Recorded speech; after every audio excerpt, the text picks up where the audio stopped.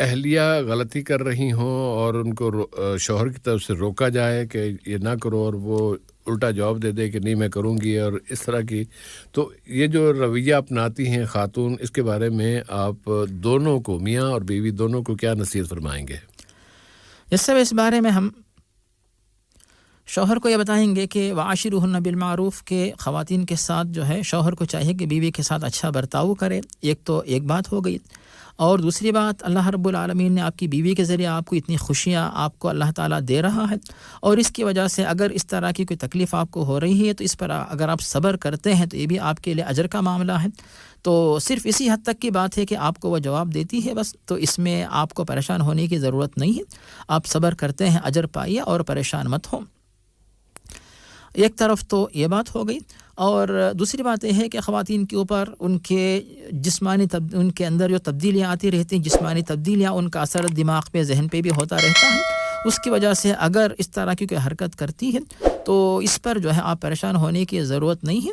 اور آپ اگر اسی انداز کا اگر میٹھے طریقے سے کوئی یعنی جواب دے دیتے ہیں، دوسرا میٹھا طریقہ اپناتے ہیں، ایسی صورت میں جو ہے یہ جو آپسی جو رنجش ہے وہ ختم ہو سکتی ہے.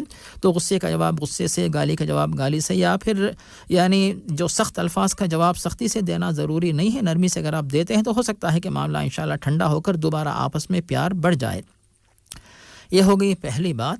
اور دوسری بات، جہاں تک خواتین کا معاملہ ہے تو ہم یہ کہیں گے کہ جو حدیث ہمیں ملتی مسند احمد میں عبد الرحمن بن عوف سے، پیارے نبی بشارت سناتے ہیں، اگر کوئی خاتون جس کے اندر ایمان ہو، 5 وقت نماز پڑھے، ماہ رمضان کے روزے رکھے اور اپنی عصمت کی حفاظت کرے اور اپنے شوہر کی بات مانے، ایسی صورت میں جو ایسی خاتون کے لیے جنت کے تمام دروازے کھول دیے جاتے ہیں اور اس کا استقبال ہوتا ہے کہ تم جنت میں جس دروازے سے چاہتی ہو داخل ہو سکتی ہو. اور اسی طرح جو ہے پیارے نبی نے حضرت عمر کو یہ بشارت دی کہ دنیا کی بہت بڑی نعمت یہ ہے کہ ایسی بیوی جب تم اسے دیکھو تو تم کو اس کی وجہ سے خوشی حاصل ہو.